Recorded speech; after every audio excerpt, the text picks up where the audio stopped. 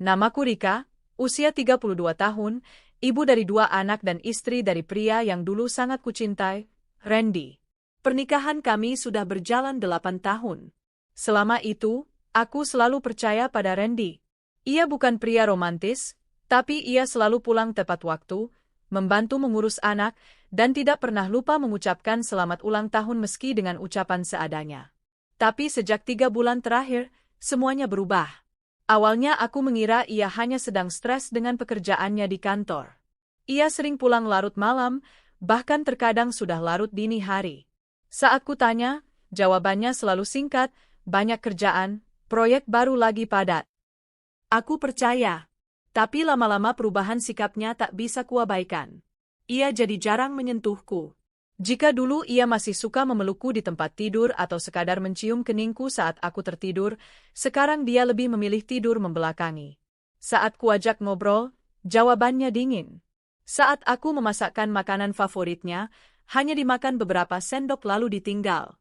Aku mencoba bersabar, mencoba menenangkan diri.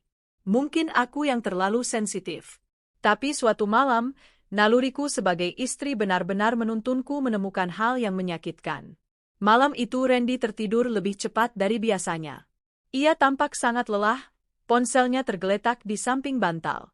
Aku hanya ingin melihat jam, tapi saat mengambil ponselnya, notifikasi pesan masuk membuat tanganku bergetar.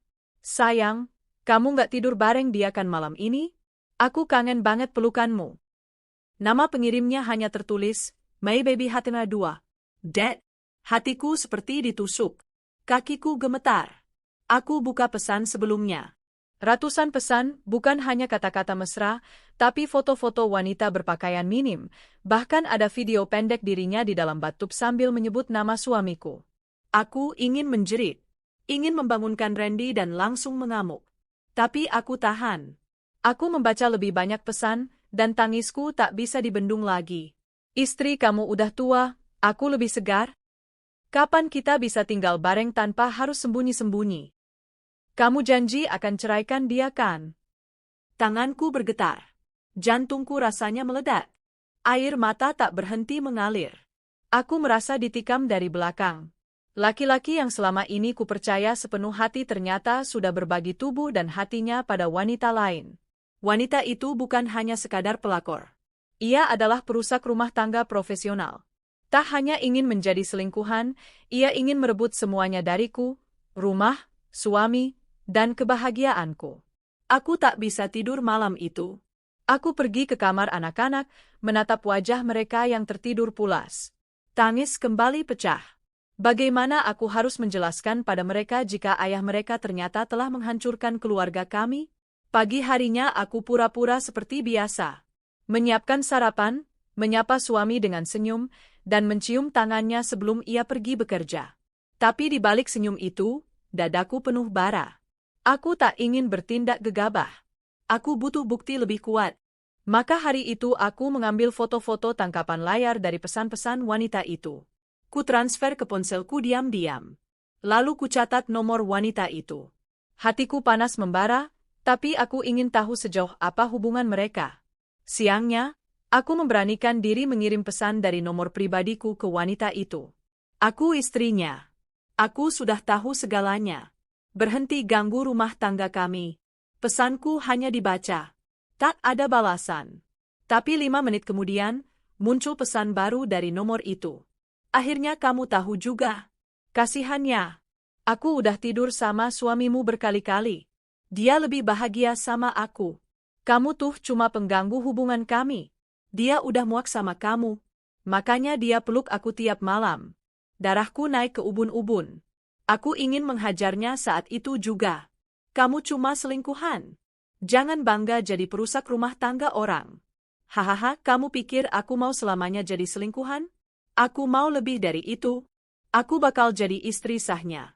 Dan kamu yang bakal aku singkirkan. Tunggu aja. Oh iya, jaga baik-baik suamimu ya, soalnya dia paling suka nyebut nama aku waktu bercinta. Tanganku gemetar. Emosiku meledak-ledak.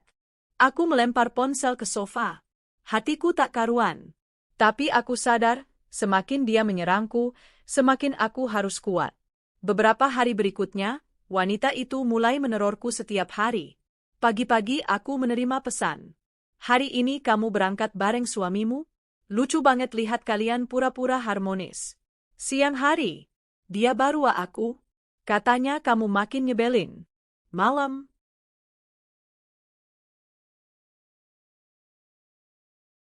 besok aku datang ke rumahmu ya. Siap-siap aja kamu lihat sendiri siapa yang lebih dia pilih. Aku bahkan sempat ketakutan setiap kali ada suara motor berhenti di depan rumah. Aku takut dia benar-benar datang. Aku khawatir anak-anakku melihat drama ini. Aku harus melindungi mereka dari aib dan luka batin. Namun anehnya, Randy tetap bersikap seolah tak terjadi apa-apa. Ia bersikap biasa, meski sesekali melirikku dengan tatapan curiga, mungkin ia mulai sadar aku sudah tahu sesuatu. Akhirnya, malam itu aku memutuskan bicara. Kami duduk di ruang keluarga. Aku menatap wajahnya dalam-dalam. Randy, kataku tenang, aku tahu semuanya. Ia menoleh. Maksudmu apa? Aku tahu kamu selingkuh. Aku tahu siapa dia. Dan aku tahu kalian sudah tidur bersama. Dia mendesah panjang, lalu membuang muka. Aku bisa jelaskan? Tak perlu, potongku. Yang ingin ku tahu sekarang, kamu pilih aku atau dia? Ia terdiam lama. Terlalu lama. Jawabannya adalah diam itu sendiri. Malam itu, aku menangis lagi. Tapi bukan karena kecewa. Karena aku sudah tak berharap lagi. Aku hanya ingin membalas. Aku bukan istri lemah yang pasrah dijadikan korban. Aku akan berdiri, dan kalau dia ingin merusak rumah tanggaku, aku pastikan dia ikut hancur di dalamnya. Besok paginya aku bangun dengan semangat baru. Aku akan bermain dengan caraku sendiri. Dan semuanya akan kubalas satu persatu. Pagi itu matahari bersinar cerah, tapi hatiku tetap mendung. Di meja makan, aku duduk berhadapan dengan Randy. Tak ada percakapan, hanya suara sendok garpu dan napas yang berat.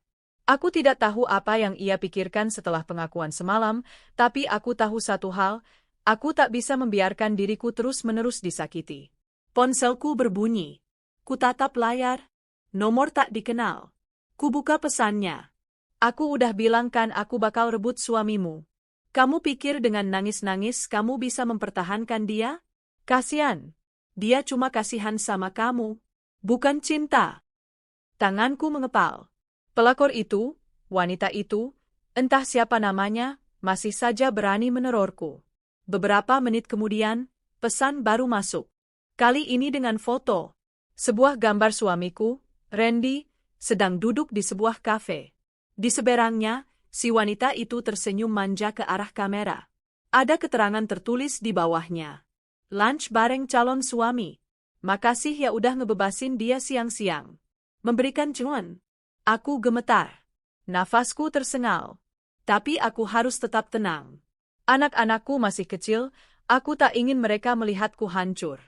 Siapa dia, Ren? Akhirnya aku buka suara. Randy berhenti mengunyah. Siapa? Perempuan yang terus-terusan menerorku. Dia kirim foto kalian lagi makan siang. Dia bilang kamu bakal ceraikan aku. Randy menghela napas, menunduk. Itu cuma teman kerja. Dia berlebihan. Aku nggak pernah janji apa-apa. Aku tertawa sarkastik. Teman kerja? Yang kirim foto di bathtub dan manggil kamu, sayang? Yang bilang kalian udah tidur bareng? Teman kerja macam apa itu? Randy bangkit dari meja, mengambil kunci mobil, dan melangkah pergi tanpa menjawab. Pintu rumah dibantingnya keras. Siang harinya, pelakor itu mengirim pesan suara. Bukan teks, bukan foto, tapi suara. Suara mereka. Randy dan dia. Tertawa. Berbisik. Bernada penuh gairah. Aku dengarkan dalam diam. Lidahku keluh. Rasanya seperti menusuk telinga sendiri. Lalu suara wanita itu terdengar, dengan tawa mengejek. Kamu dengerin ini ya, Bu istri sah. Rasain tuh. Dia lebih sayang aku daripada kamu. Dan sebentar lagi, aku yang bakal duduk di ruang tamumu sebagai istri sahnya. Aku menahan tangis. Tapi juga menahan dendam. Malamnya, aku tidak bisa tidur. Kepalaku penuh dengan rencana. Rasa sakitku sudah mencapai titik puncak. Aku tak bisa diam saja. Aku harus bertindak. Bukan hanya untukku, tapi untuk anak-anakku. Aku membuka kembali chat-chat antara pelakor dan suamiku. Dari tanggal-tanggal pesan dan waktu, aku menyusun pola. Ternyata mereka sering bertemu saat jam kantor, bahkan saat Randy bilang lembur, mereka justru check-in di hotel. Aku catat semua nama hotelnya. Aku foto semua bukti itu, aku simpan di 2 tempat berbeda. Aku tak ingin bukti ini hilang hanya karena suamiku menghapus isi ponsel. Tapi pelakor itu tidak berhenti. Minggu berikutnya menjadi mimpi buruk. Setiap hari ada saja pesan dari dia, bahkan mulai mengirimkan paket ke rumahku. Suatu pagi, datang sebuket bunga besar. Kurir membacakan nama pengirim. Untuk Randy, dari wanita yang akan menggantikan istrimu. Aku membeku. Anak-anakku masih kecil dan belum paham, tapi tetangga-tetangga mulai bertanya-tanya. Gosip mulai berhembus. Wajahku memerah bukan karena malu, tapi karena amarah. Aku menyuruh Randy bicara denganku malam itu.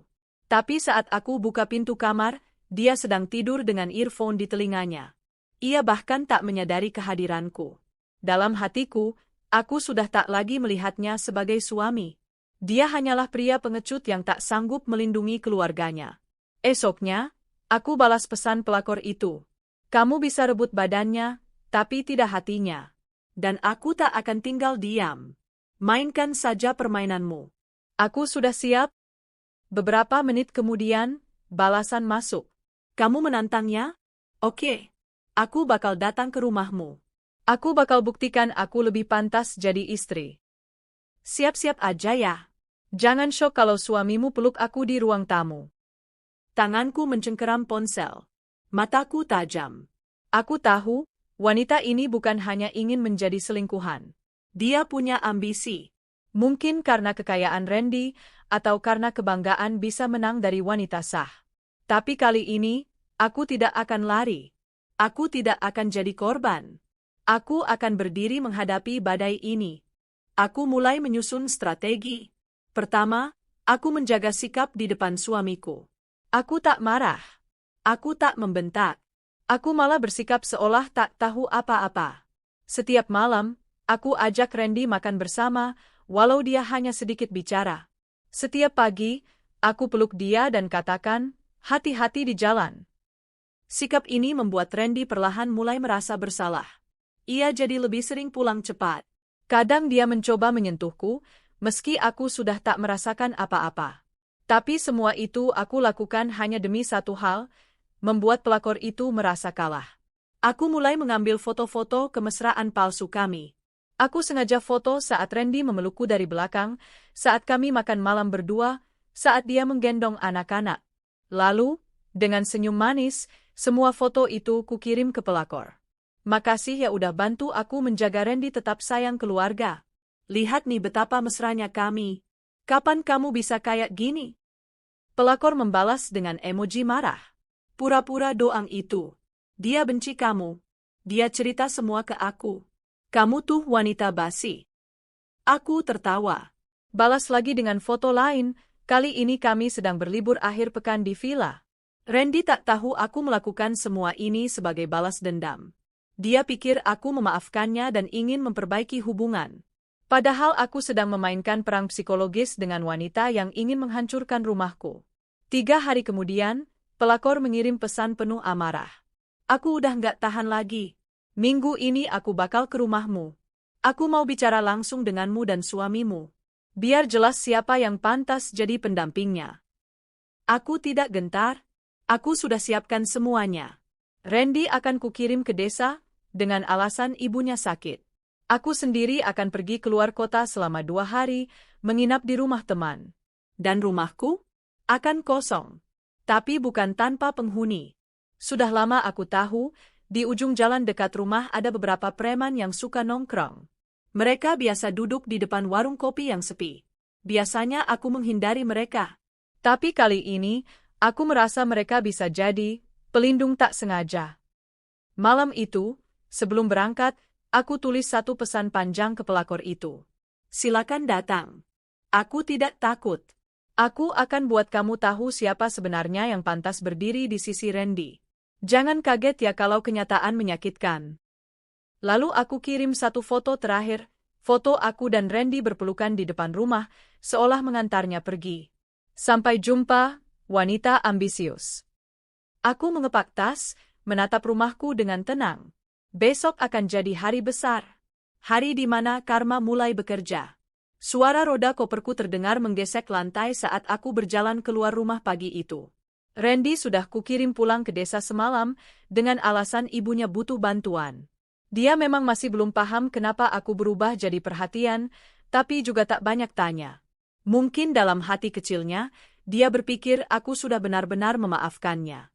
Bodohnya dia. Dia lupa aku bukan wanita yang akan diam saat diinjak harga dirinya. Pagi ini, aku berpamitan pada anak-anak dan menitipkan mereka pada ibuku yang tinggal tak jauh dari sini. Kukatakan padanya aku akan menginap di rumah sahabat selama 2 hari untuk me time. Ibuku hanya mengangguk dan tak banyak bertanya. Mungkin ia bisa membaca dari mataku bahwa aku sedang menyimpan sesuatu yang tak ingin dibicarakan. Pukul 10 pagi, aku duduk santai di rumah sahabatku sambil menyeruput teh hangat.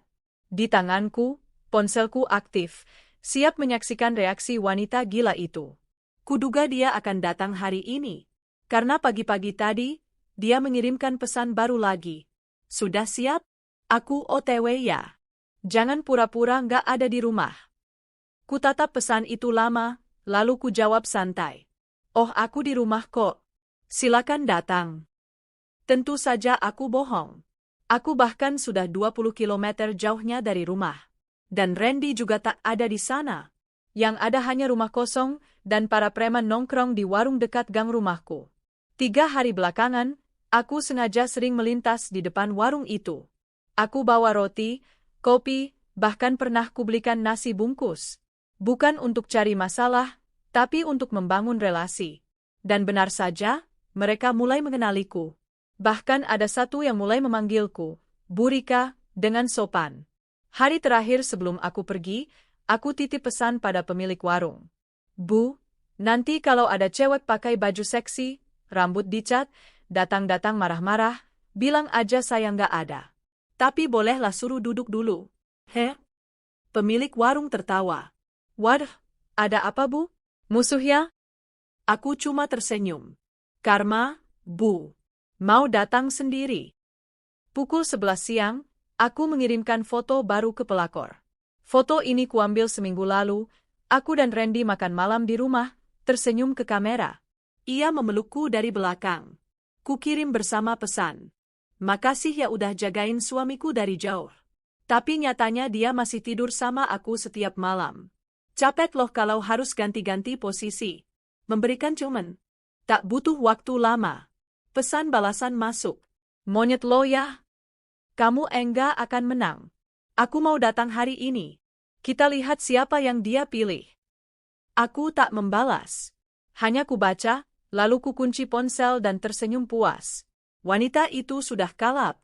Dan orang yang kalap biasanya akan berjalan ke arah kehancurannya sendiri. Jam menunjukkan pukul 12.30 siang. Sinar matahari menyengat. Sahabatku yang tahu ceritanya sejak awal menemaniku memantau dari kejauhan. Dia bahkan tertawa geli sambil menatap layar ponselku. Tiba-tiba notifikasi dari CCTV rumahku aktif. Ya, aku memang sudah lama memasang kamera kecil yang menghadap ke pagar rumah. Tak terlalu jelas, tapi cukup untuk melihat siapa yang datang. Dari rekaman yang kuterima, tampak seorang wanita turun dari mobil putih. Baju ketat, rambut pirang kemerahan, wajah penuh makeup. Ia berdiri di depan gerbang rumahku dengan wajah garang. Itu dia. Si pelakor sialan. Dia membunyikan bel beberapa kali, lalu mengetuk pagar keras-keras. Aku tak membalas, tentu saja. Tak lama kemudian, 2 orang preman yang biasa nongkrong di warung muncul. Dari rekaman, terlihat si pelakor menoleh pada mereka. Awalnya biasa saja, tapi saat para preman itu mendekat dan mulai bicara, si pelakor menunjukkan ekspresi kesal. Tiba-tiba dia menunjuk-nunjuk ke arah mereka. Entah apa yang ia katakan, tapi dari gestur tubuhnya, dia tampak marah dan sok galak. Salah satu preman mendekat, mulutnya bergerak cepat, seperti menantang balik. Wanita itu mendorong dada pria itu. Astaga, Dia benar-benar gila. Tak butuh waktu lama, si preman yang tadi hanya berdiri kini mulai mengelilinginya. Teman-temannya muncul, ikut mendekat. Sekarang jumlah mereka sekitar 5 orang. Dari rekaman yang masuk, si pelakor mulai panik. Ia melangkah mundur, wajahnya ketakutan. Tapi mereka terus menggoda, mulai mencolek bahunya, menyentuh rambutnya. Aku langsung merinding. Meski dalam hati aku ingin dia mendapat pelajaran, aku tak pernah ingin melihat seorang wanita disakiti secara fisik. Tapi pelakor itu rupanya mulai kehilangan kendali. Dia berteriak, memaki, mendorong lagi salah satu preman. Dan itu membuat situasi semakin memburuk. Seorang warga yang lewat sempat merekam kejadian itu dari jauh. Katanya, wanita itu dilempari sandal oleh para preman sambil digoda dengan kata-kata kasar. Ia berusaha kabur, tapi tak tahu arah. Akhirnya ia bersembunyi di balik tiang listrik sambil menangis. Warga sekitar kemudian ikut membantu. Polisi pun datang beberapa menit kemudian. Tapi semuanya terlambat. Wanita itu sudah babak belur secara mental dan fisik. Ponselku kembali berbunyi. Kali ini dari nomor pelakor. Aku dilukai. Ini salahmu. Kamu yang perangkap aku. Aku nggak akan diam. Aku akan balas. Kutatap layar itu lama. Aku tidak menjawab. Aku hanya mengirim satu balasan pendek. Selamat datang di dunia nyata, sayang. Ini bukan sinetron. Karma datang lebih cepat dari yang kamu kira. Hari berikutnya, video kejadian itu menyebar di media sosial. Judulnya bombastis, wanita 4 seksi ngamuk depan rumah orang, berakhir digodain preman. Netizen menyebarkannya dengan berbagai komentar sinis. Wajah si pelakor terlihat jelas dalam video itu. Beberapa netizen bahkan menemukan akun media sosialnya dan menyerangnya habis-habisan. Tak butuh waktu lama, semua orang tahu dia adalah wanita simpanan orang. Kabar terakhir yang kudapat, dia dikeluarkan dari pekerjaannya karena mencoreng nama baik perusahaan tempat ia bekerja.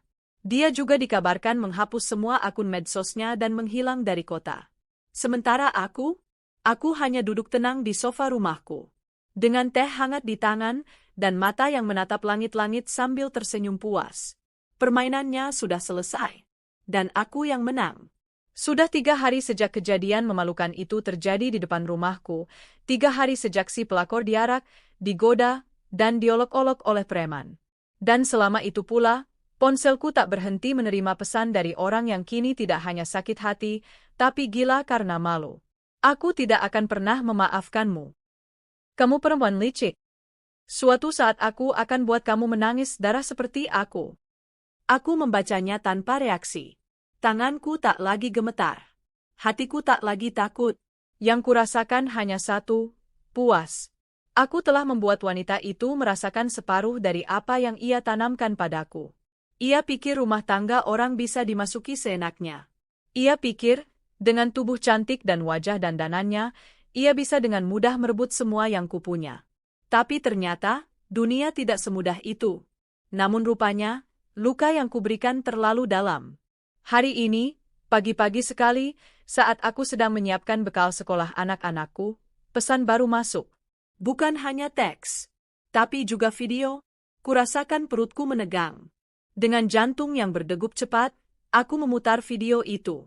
Ternyata video selfie si pelakor, wajahnya penuh air mata, rambut awut-awutan, dan bibirnya berdarah di sudut. Lihat nih. Lihat apa yang kamu buat aku alami. Ini semua salah kamu. Kamu wanita jahat, Rika.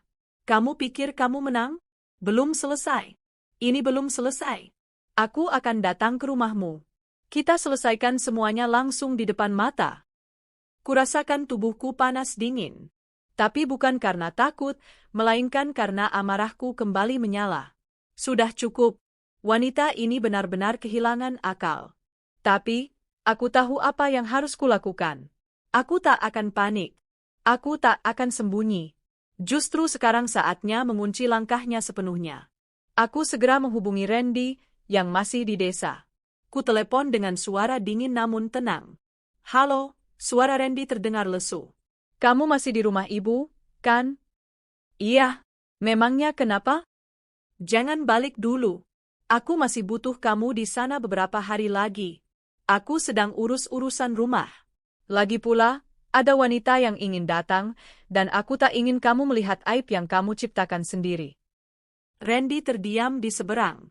Kamu nggak perlu ikut campur. Ini urusan aku dengan Karma. Tenang aja, aku tidak akan menghancurkan reputasimu. Yang akan hancur, dia sendiri. Tanpa menjawab, Randy menutup telepon.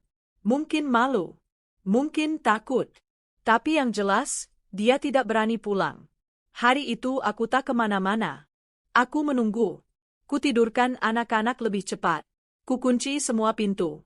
Lampu depan tetap menyala agar rumah terlihat seperti biasa. Tapi aku sendiri bersembunyi di loteng belakang, tempat kecil yang pernah jadi tempat main anak-anak, tapi sekarang jadi tempatku mengintai. Pukul 8 malam, suara mobil terdengar di depan rumah.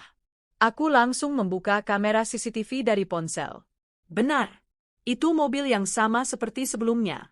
Si pelakor keluar, kali ini mengenakan jaket gelap, celana ketat, dan wajah pucat.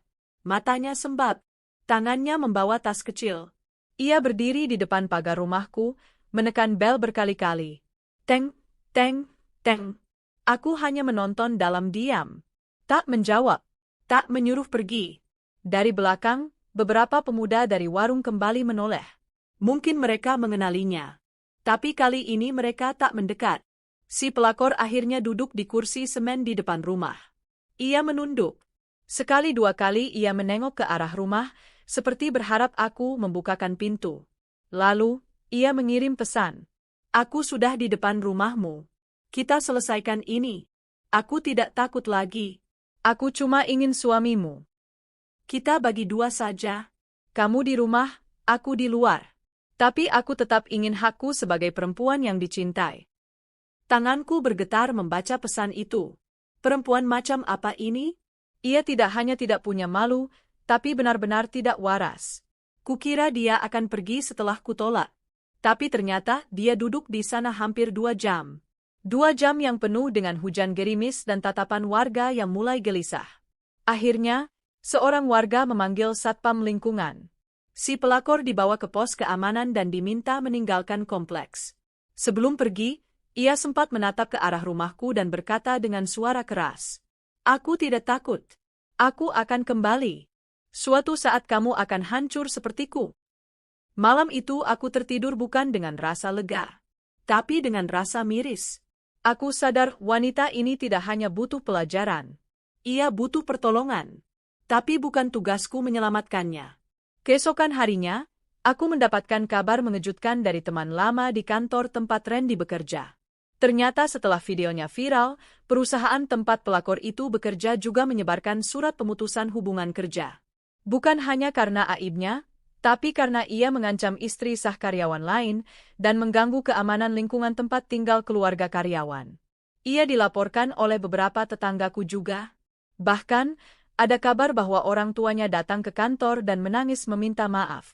Ayahnya malu banget, kata temanku, katanya mereka gak tahu anaknya sampai segila itu. Rasa kasihan sempat menyelip.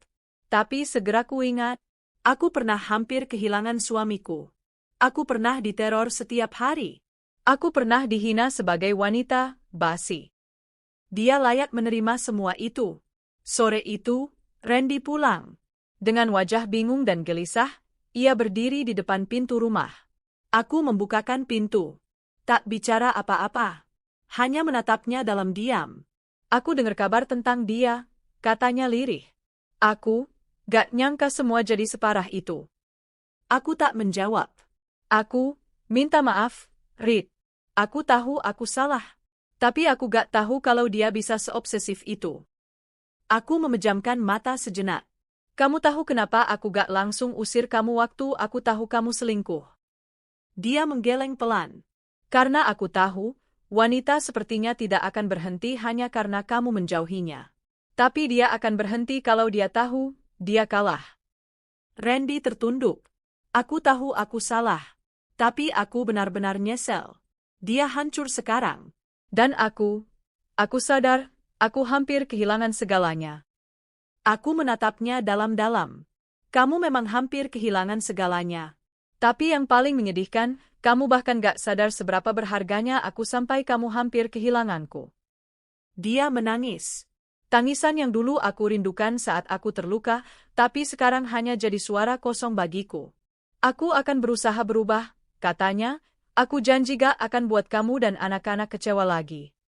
Aku hanya menatapnya diam. Karena sesungguhnya, aku belum tahu apakah aku masih ingin mempertahankannya. Tapi satu hal yang pasti, rumah ini, keluarga ini, sudah kubela sampai titik darah penghabisan. Dan pelakor itu, tak akan pernah bisa menyentuhnya lagi. Sudah seminggu sejak si pelakor terakhir menginjakkan kaki di depan rumahku. Sejak malam hujan itu, ia seperti lenyap di telan bumi. Tak ada lagi teror. Tak ada pesan ancaman. Bahkan akun media sosialnya pun tiba-tiba hilang dari peredaran. Aku pikir semuanya sudah selesai. Tapi ternyata, badai yang sesungguhnya baru saja dimulai.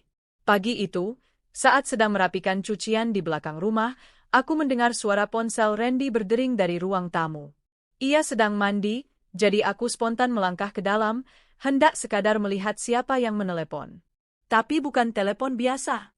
Itu panggilan video dari nomor tak dikenal. Seketika jantungku berdegup. Layar ponsel memperlihatkan wajah perempuan tua, berkerudung lusuh, dengan latar belakang kamar sempit dan dinding yang sudah mengelupas. Ini rumahnya Mas Randy, ya? Suara perempuan itu lirih namun jelas. Aku menjawab, iya. Maaf, ibu siapa ya? Perempuan itu terdiam sejenak, lalu menangis. Mas Randy belum kirim uang lagi, Bu. Anak saya sakit. Kami sudah 2 bulan gak bisa bayar kontrakan. Aku langsung mematung. Anak ibu? Maaf, maksud ibu, Mas Randy punya tanggungan? Wanita itu panik. Loh, ini istrinya, ya?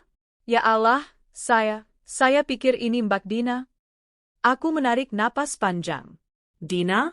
Siapa itu? Perempuan itu terlihat bingung dan ketakutan. Maaf, Bu. Saya kira ini rumah yang lain. Maaf, saya salah sambung. Sambungan langsung diputus sebelum aku sempat bertanya lebih jauh. Tapi telanjur. Aku sudah menangkap cukup banyak.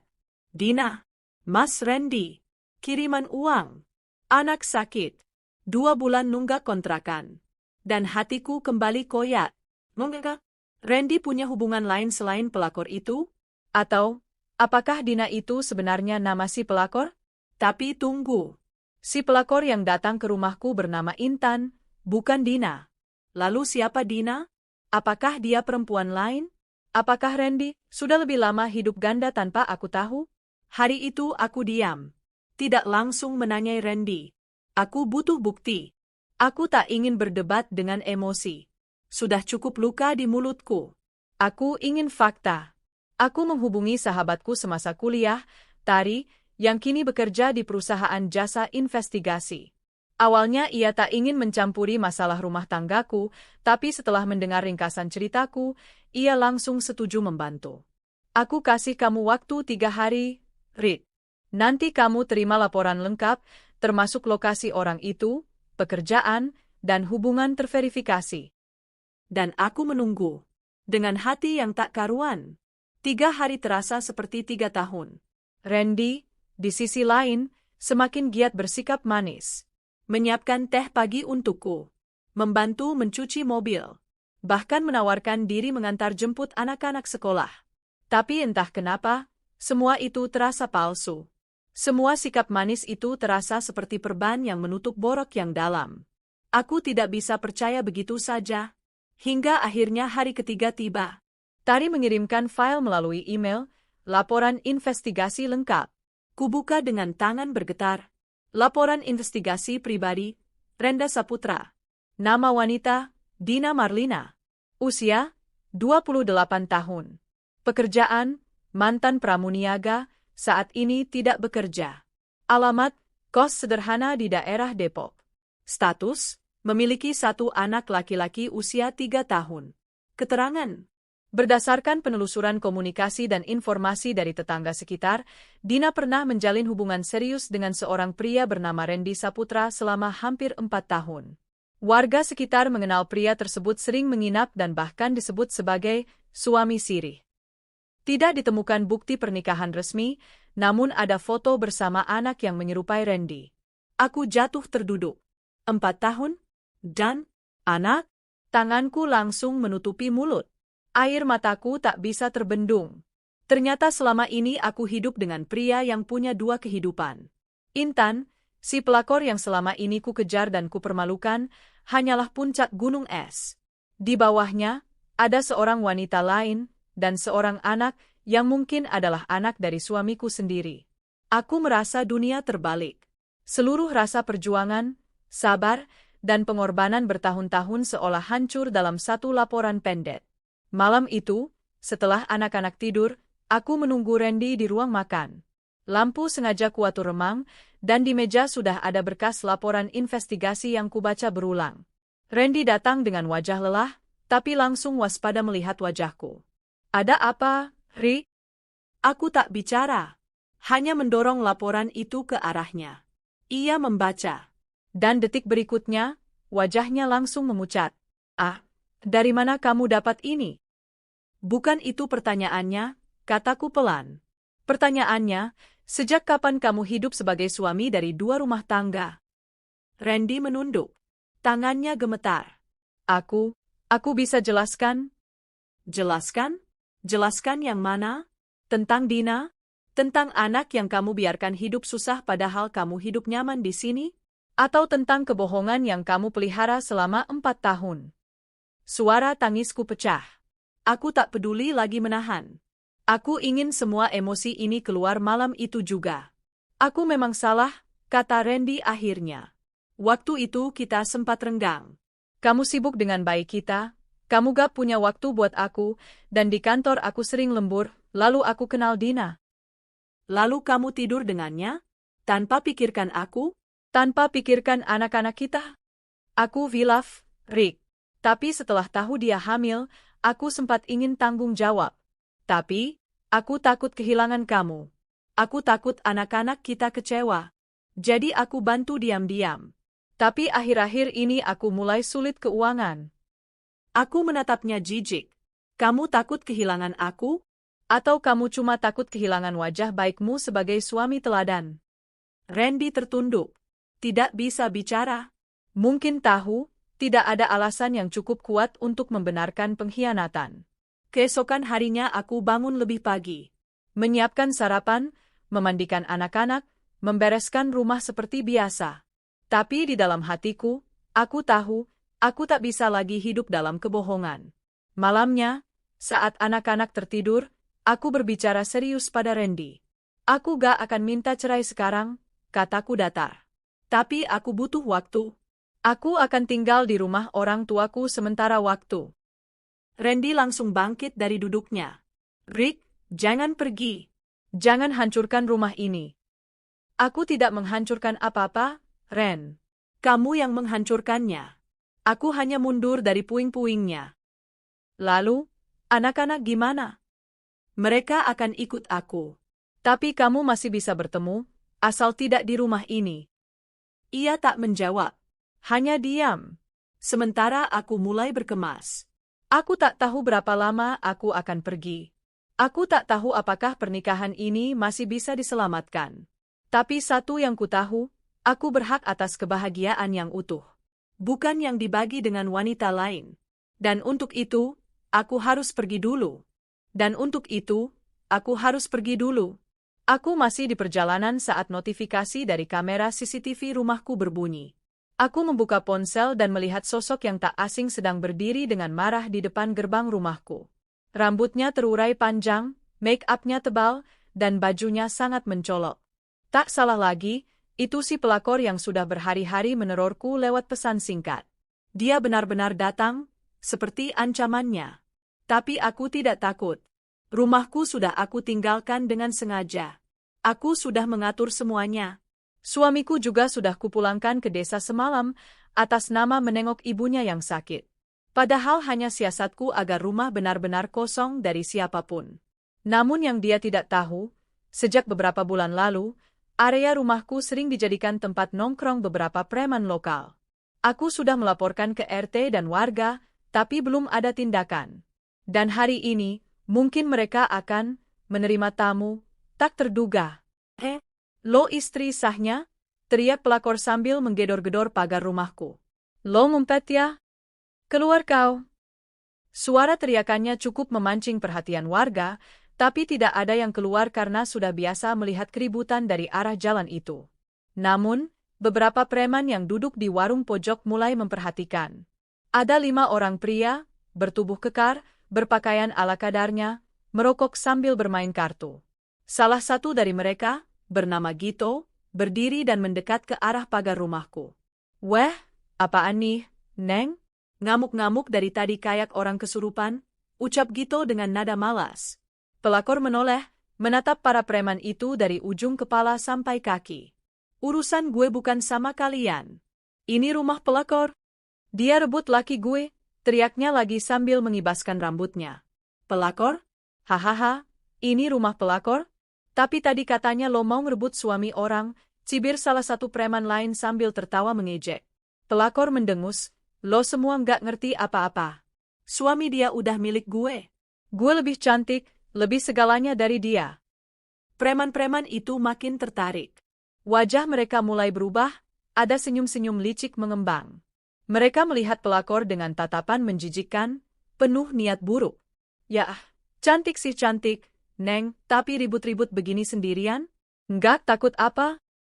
Pelakor melirik mereka satu persatu, mulai waspada. Apa maksud kalian? Jangan macam-macam sama gue, serunya ketus. Namun Gito maju satu langkah lebih dekat. Lah, kita nggak macam-macam, cuma pengen kenalan. Mumpung yang lo cari kagak ada, ya mending ngobrol sama kita-kita aja. Ya kan, bro? Teman-temannya tertawa dan mulai berdiri satu persatu, mengepung secara perlahan. Pelakor tampak panik, ia mundur satu langkah, tangannya merogoh tas seolah mencari sesuatu, mungkin ponsel. Tapi salah satu dari mereka sudah lebih dulu merebut tasnya dan melemparkannya ke semak-semak.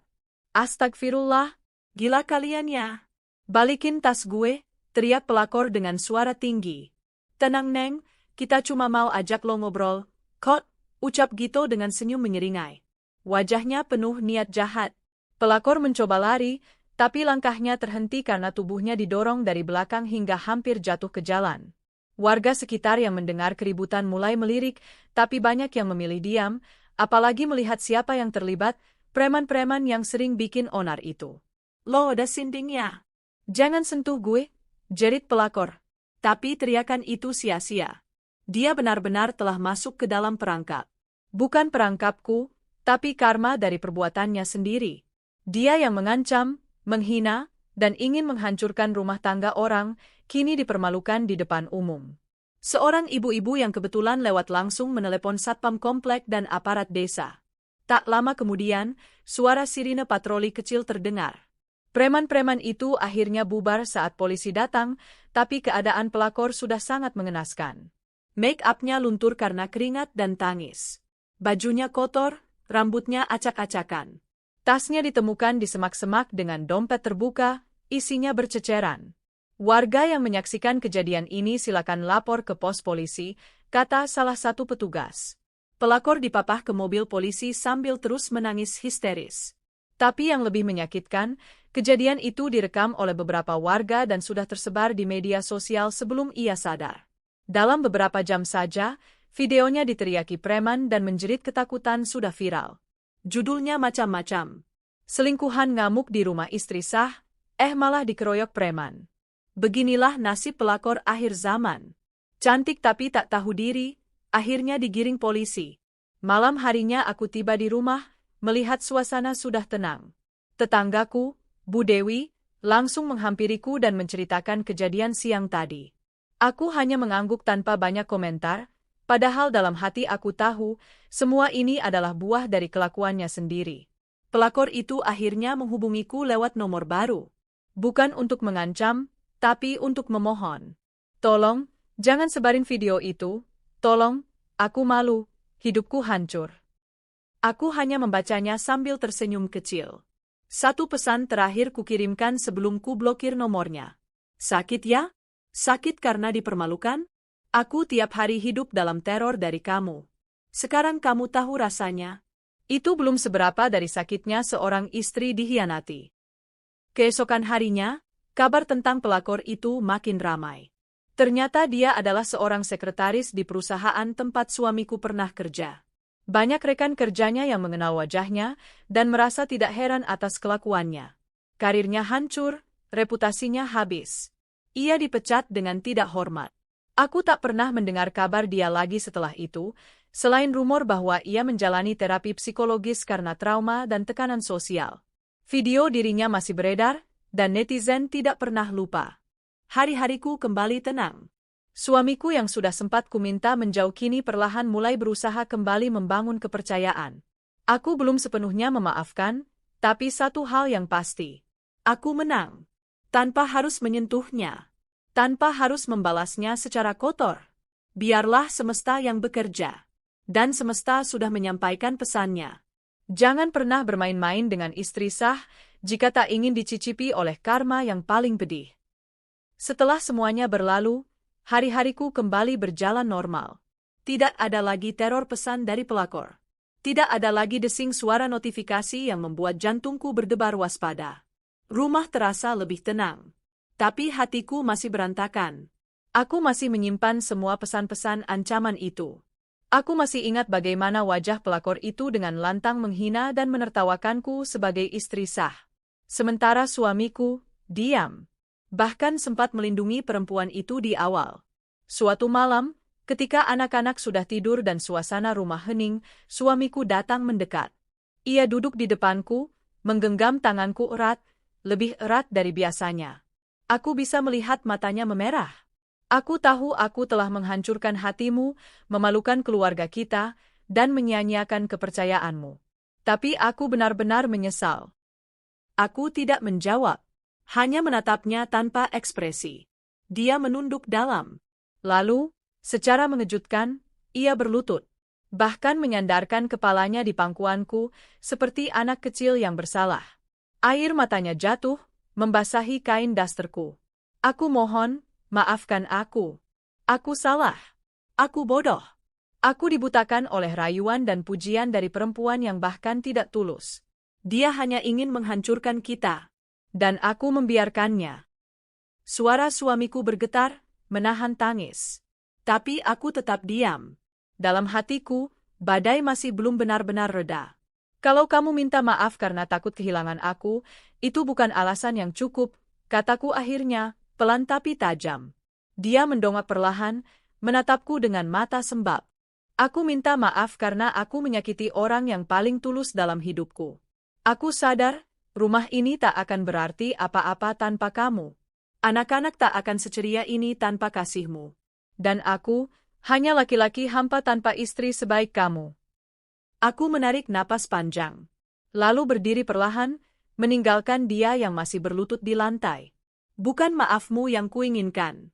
Tapi perubahanmu, kataku sebelum melangkah ke kamar anak-anak. Beberapa minggu berlalu. Aku memberi suamiku waktu untuk membuktikan bahwa penyesalannya bukan sekadar kata.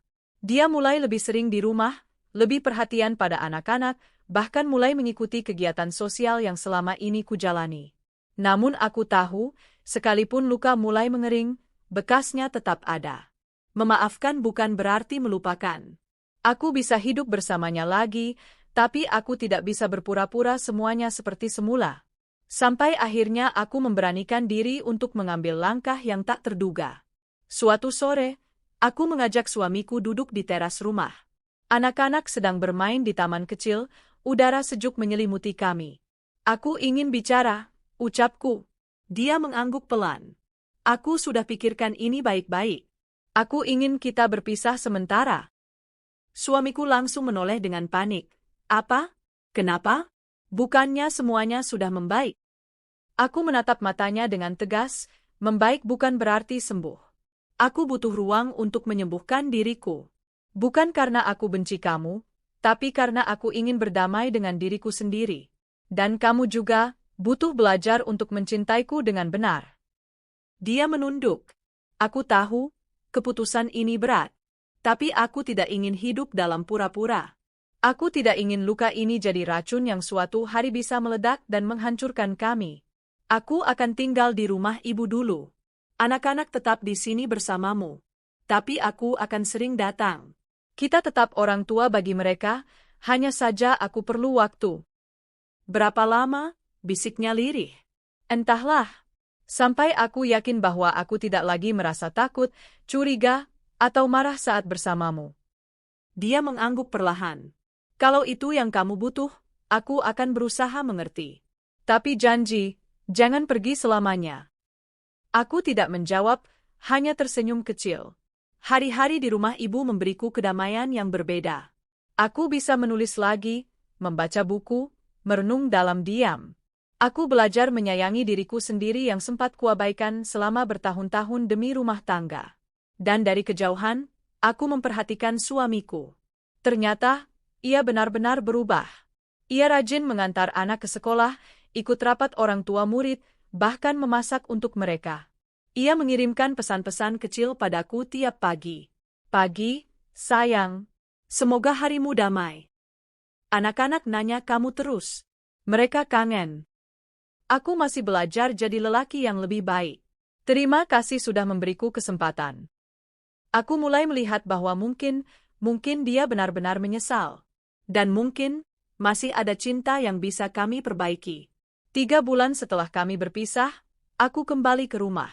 Saat aku membuka pintu, anak-anak berlari memelukku. Suamiku berdiri di ambang dapur, wajahnya terkejut tapi hangat. Selamat datang, ucapnya lirih. Aku tersenyum. Aku pulang. Tapi kali ini, aku bukan pulang sebagai perempuan lemah yang mudah terluka.